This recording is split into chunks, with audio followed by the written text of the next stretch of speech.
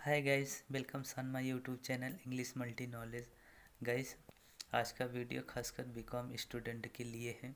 यह video income tax act 1961 नामक subject के प्रथम शीर्षक इनकम फ्रॉम सैलरी अर्थात वेतन शीर्षक की आय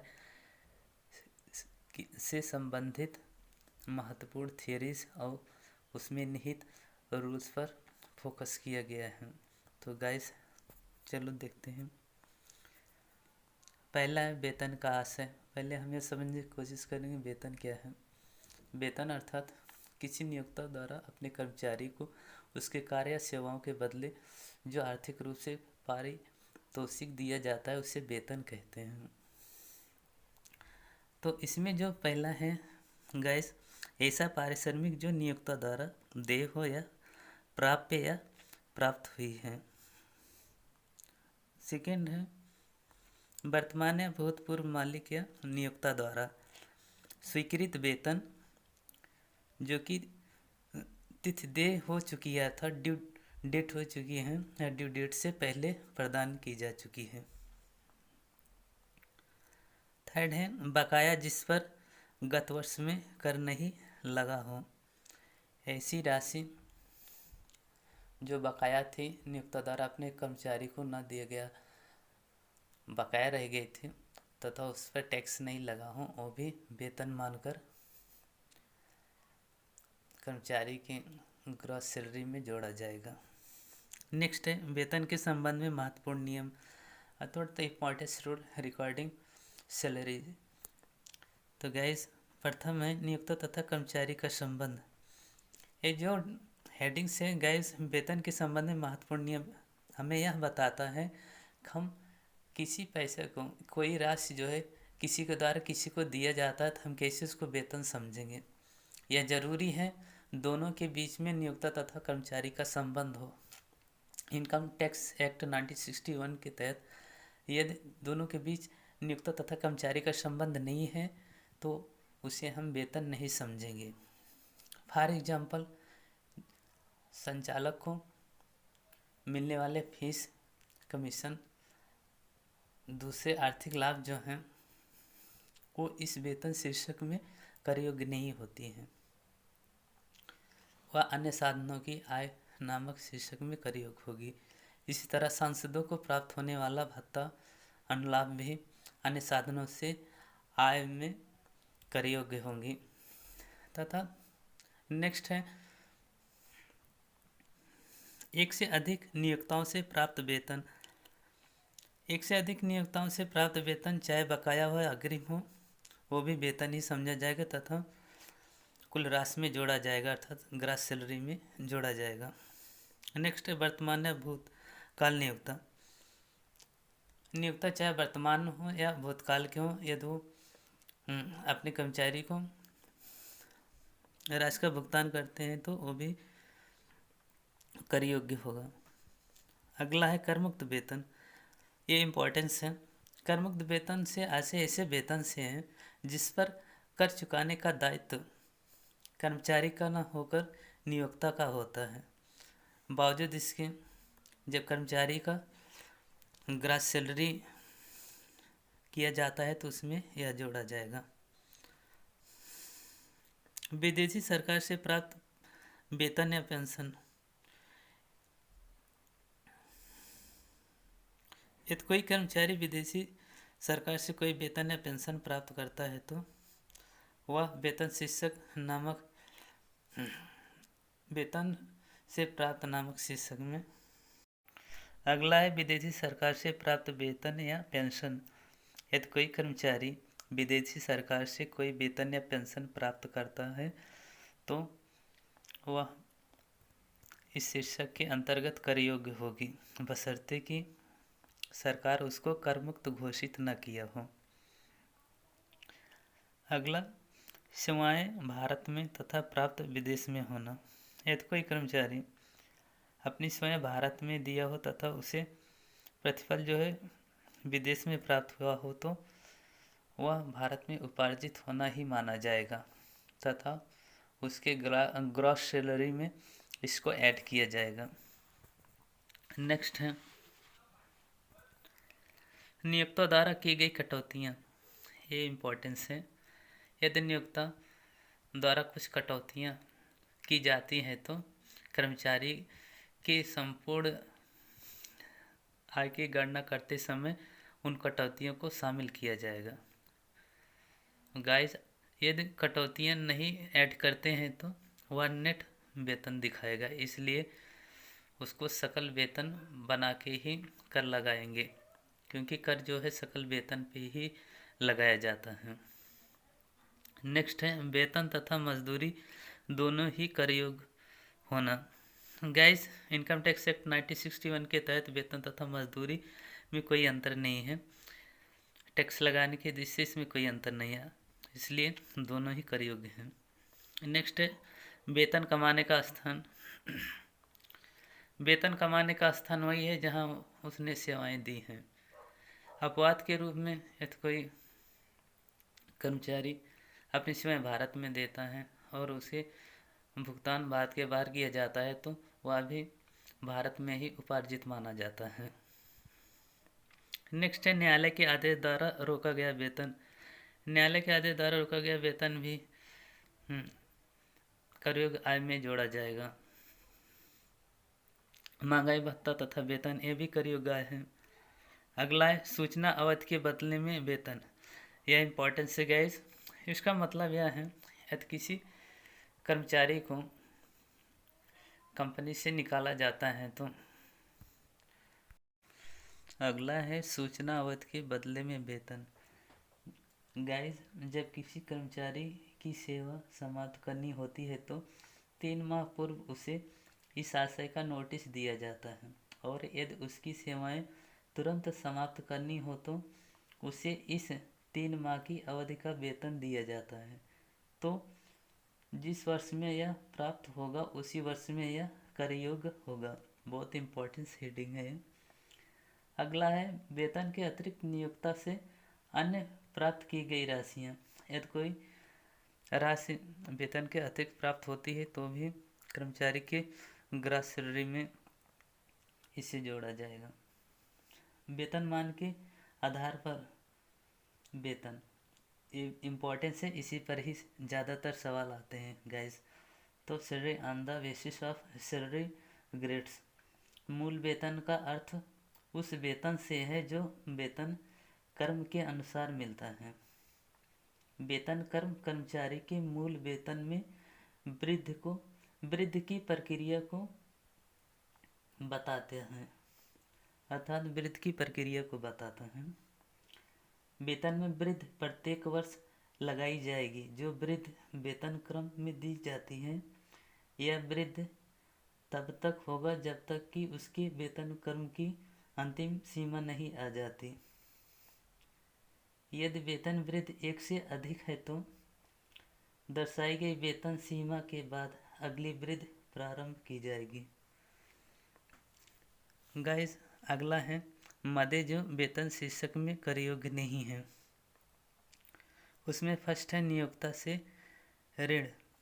यदि कोई कर्मचारी अपने नियोक्ता से लोन लेता है तो वो अग्रिम वेतन नहीं माना जाता, क्योंकि लोन जो है रिफंडेबल है, अर्थात लिया गया लोन उसे वापस करना पड़ेगा। अगला है वेतन का समर्पण। यदि कोई कर्मचारी जनहितार्थ के लिए केंद्र सरकार के किसी स्कीम में अपना वेतन का समर्पण करता है तो वह इनकम टैक्स एक्ट 1961 के सेक्शन 2 के अंतर्गत कर मुक्त होगा, चाहे वह गवर्नमेंट का हो या प्राइवेट का हो या कोई निजी ही क्यों न हो। अगला है वेतन का परित्याग। यदि कोई कर्मचारी वेतन अर्जन करने के बाद उसको लेने से मना कर देता है या उसका त्याग कर देता है तो भी वह कर योग्य आय ही मानी जाएगी, क्योंकि वेतन अर्जन के उपरांत कर योग्य हो जाता है, अर्थात वेतन यदि अर्जन कर लिए हैं तो वह कर योग्य ही मानी जाएगी। अगला है पारिवारिक पेंशन। पारिवारिक पेंशन यदि किसी विधवा तथा उसके कानूनी उत्तराधिकारी को कोई पेंशन मिलता है तो वह अन्य साधनों से आय नामक शीर्षक में करयोग होगा, क्योंकि ना तो उसका सर्विस के बदले कोई वेतन मिल रहा है, ना कोई वह पैसा कर रहा है, ना वह कोई पूंजी से लाभ है, इसलिए वह अन्य साधनों से आय में कर योग्य होगा। अगला है साझेदार को दे वेतन।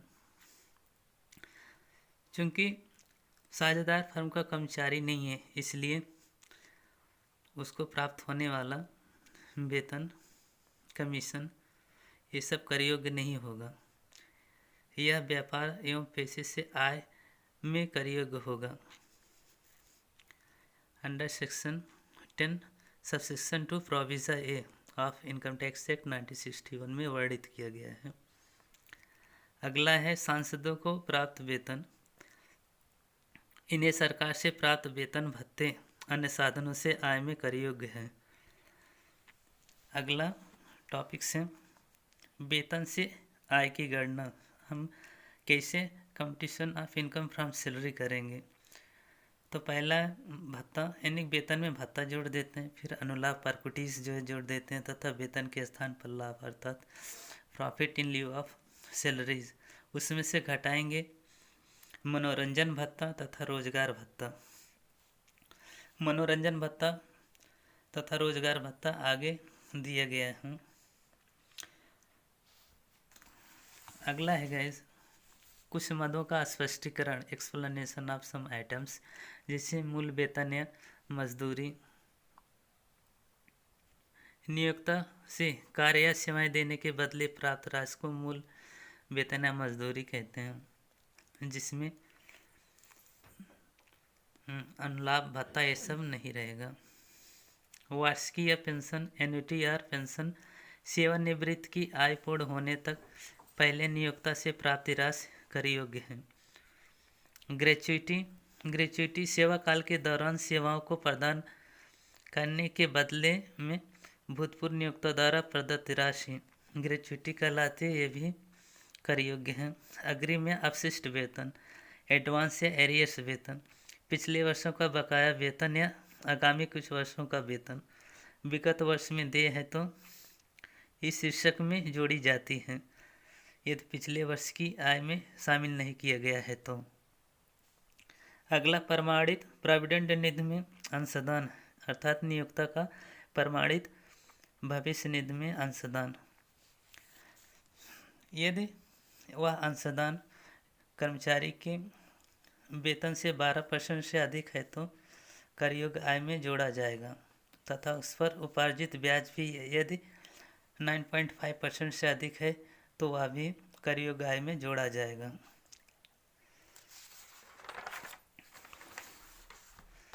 अगला है स्थानांतरित शेष। स्थानांतरित अर्थात ट्रांसफर बैलेंस का आशय है कभी कभी अप्रमाणित प्रोविडेंट फंड को प्रमाणित प्रोविडेंट फंड में ट्रांसफ़र करते हैं। यदि यह प्रमाणित करने के बाद ही इसे प्रमाणित प्रोविडेंट फंड में स्थानांतरित करते हैं, जिसे हस्तांतरित शेष कहते हैं, अर्थात ट्रांसफ़र बैलेंस कहते हैं। इसके अंतर्गत कुछ टॉपिक्स दिए गए हैं, कुछ नियम दिए गए हैं, जिसमें फर्स्ट है एम्प्लॉइज कंट्रीब्यूशन, अर्थात नियोक्ता का अंशदान। प्रारंभ से अब तक की राशि ट्रांसफ़र वाले साल के गत वर्ष में शामिल की जाएगी यदि 12% से अधिक है। कर्मचारी के वेतन से यदि 12% से अधिक है तो। अगला है इंटरेस्ट ऑन एम्प्लॉइज कंट्रीब्यूशन, जो इस पर ब्याज है यदि 9.5% से अधिक है तो वो भी इसमें शामिल किया जाएगा। इसमें प्रारंभ से कुल वर्षों के ब्याज का वह भाग जमा राशि पर 9.5% से अधिक है तो अधिक को कर्मचारी के वेतन में जोड़ा जाएगा। अगला है employees contribution and interest on it is not taxable, अर्थात है कर योग्य नहीं है क्योंकि कर्मचारी का अंशदान जब यह प्रमाणित था तो कर लग चुका था। अगला है भत्ता अलावेंस, कर्मचारी को वेतन के अतिरिक्त मौद्रिक भुगतान भत्ता कहलाता है।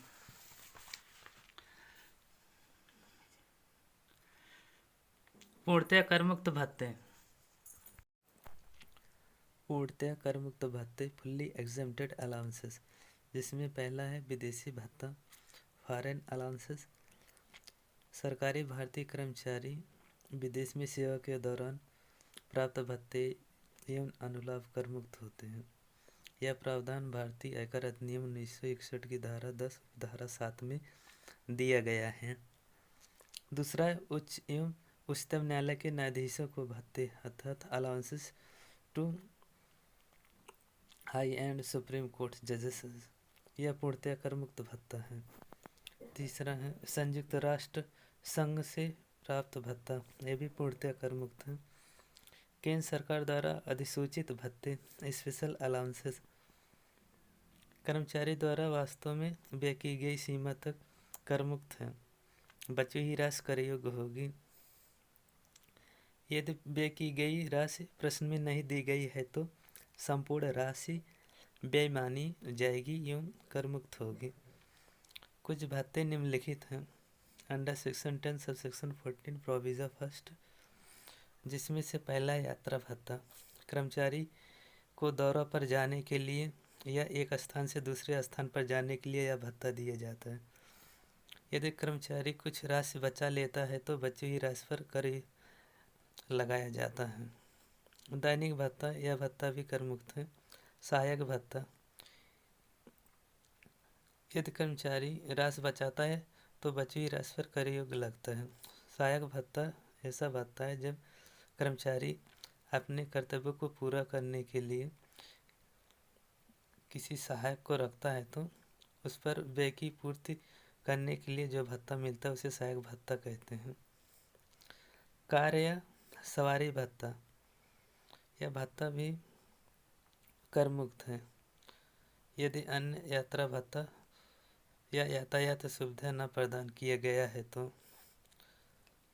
ज्ञानोपार्जन भत्ता, यह पूर्णतः कर मुक्त भत्ता है।